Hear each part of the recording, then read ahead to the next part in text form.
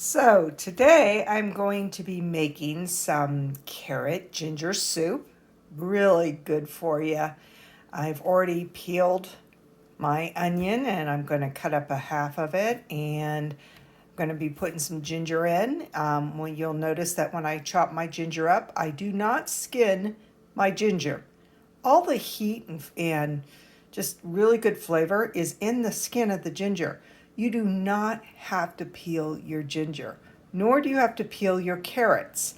I just don't get rid of something that is nutritious, just because everybody's been doing it for years. Basically, if you wash your vegetables well, it should be okay. I use organic.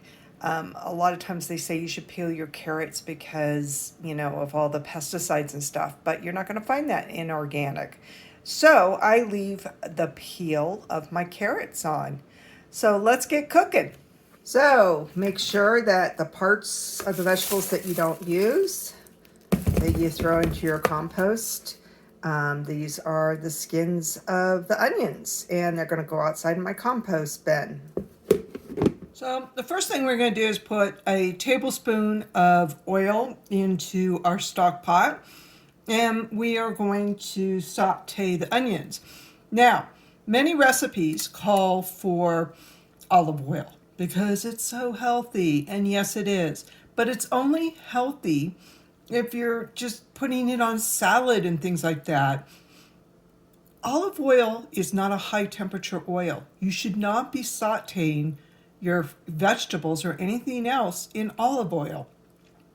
If you want the flavor of olive oil and the nutritious benefits of it, put it on after you cook it. You want a high temperature oil like a grapeseed oil or an avocado oil or a canola oil.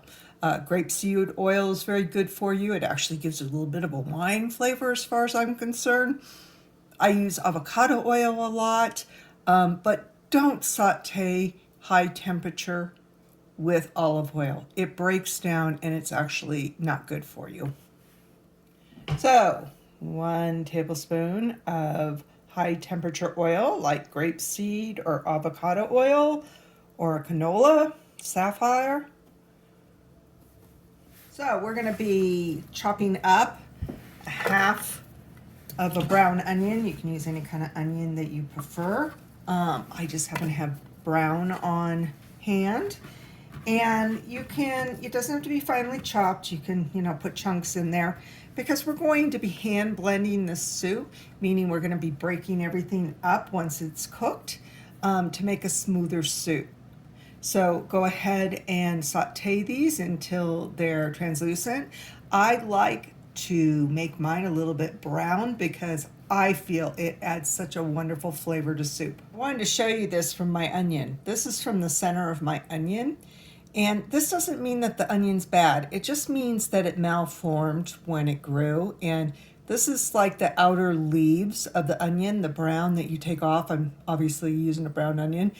Just, when you're cutting it up, just take it out and put it in your compost pile. So this is what I was talking about. That is not rot. It just means that it's been malformed when it grew. Also, too, if you have problems like I do with your eyes stinging from cutting onions, I wear safety glasses, actually sealed safety glasses. They actually help me quite a bit.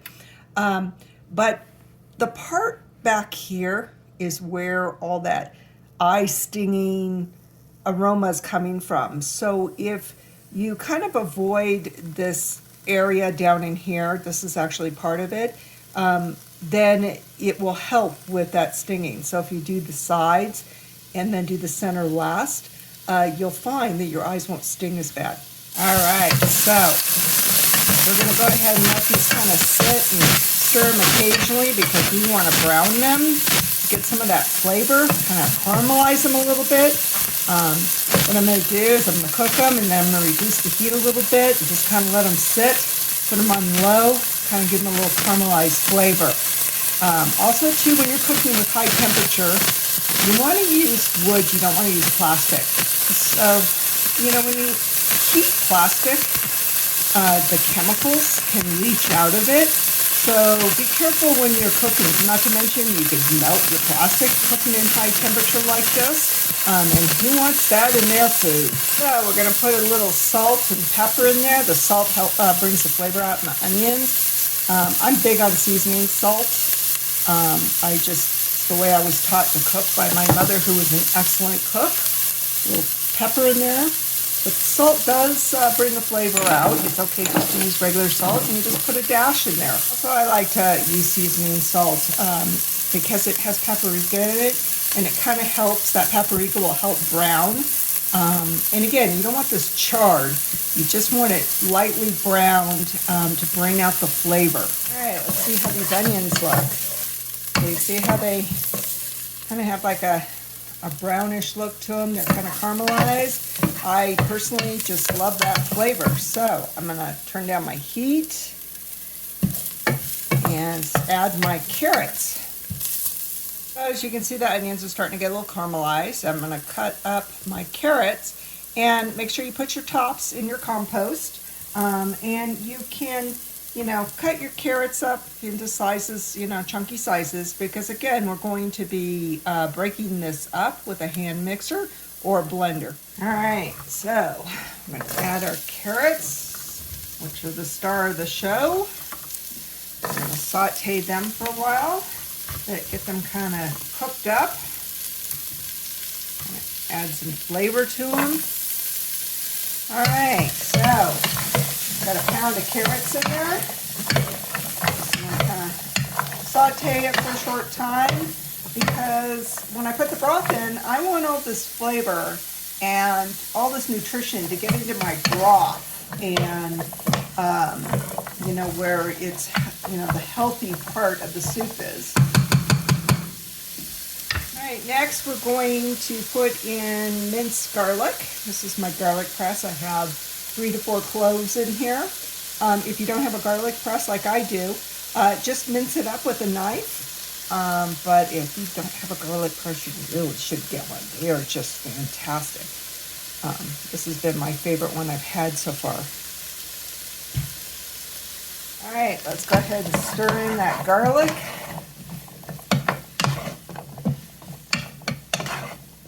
And I'm just gonna let this cook for about 5 minutes, just to kind of pre-cook the carrots a little bit. Again, my carrots are not peeled because I use organic, and there's a lot of nutrition in the peel. So mine are, with the skins on. All right, the next thing we're going to put in is 3 cups of organic, low sodium, free-range chicken broth. Use whatever chicken broth you want, but that's the kind I use. So I just put in 3 cups. You want low sodium because, we should all, lower our sodium intake. And free range and organic, you're going to have some healthy chicken broth in here. And this is, a healthy soup. So the next thing we're going to put in is ginger. And you want to cut off those ends that are kind of dried off, because they're just, you want the moistness that's in the ginger, and these dried ends probably have lost their flavor. So throw these into your compost bin. So the next thing you're going to put in is minced ginger. Now again, I leave the skins on and just mince it up. I like a lot of ginger, but you should put about a teaspoon to a tablespoon, depending on how fiery you want it. I personally just love anything that's got ginger in it, especially with carrots. They're really good together. The next thing we're going to put in is some apple cider, just a tablespoon. It adds a nice little twang to it, what I call twang. Now, the next thing we're going to add is a whole potato. Now, only reason I'm adding potato is for thickening. You really don't need this. You could just leave it like this and put it in the blender. But I like it on the thicker side. And the one thing, if you don't want to use a potato, a little secret, you can use a turnip. If you ever thought of, what can I use a turnip for? Because you don't see it too much in cooking in the United States. But a turnip will add a nice flavor and thicken your soup for you. I just am out of turnips right now, but this is what I usually use as turnips. Notice too, I put my potatoes in and I did not skin them. Again, I don't like, peeling, skinning, taking away that wonderful flavor and nutrition that's in the skin of things. So we're going to bring this to a boil, and we're going to then lower the temperature so it can simmer for 30 minutes. Doesn't that look wonderful? Look at all the nutrition in there. You also find that with something that's so boldly flavored that you don't need a ton of salt and you don't need a ton of pepper. Although you should put some salt in just to bring flavor out and things, but you don't need to oversalt something for it to be flavorful. I mean, look at that right now. I could just eat it like that, to be honest with you. This nice, nutritious broth. But we're going to put it in the blender and make it nice and creamy. So I ended up putting 4 cups of broth in rather than 3 because I'm going to keep the lid off. And if I use 3 cups, it doesn't cover the carrots enough. So use 3 to 4. Just make sure that all your vegetables are covered well. So the soup is done, and I can tell by, or I should say the vegetables are done by how soft they are. So they should be, fork soft, as you can put a fork into them very easily. So next thing we want to do is blend them. And so I have a hand blender, or you can put this into a regular blender and get it completely mashed up and blended. So let's go ahead and do that. Now, I left a little bit of chunkiness in mine because I just kind of prefer that, and mine came out very thick. This is from the potatoes thickening it, or if you use the turnip. Now, to thin this out, you can add coconut milk, you can add water, and you can even use some cream if you want to. So now I'm going to add some salt and pepper to taste. I'm going to start with a half of teaspoon of seasoning salt, or you can use regular salt, and some pepper.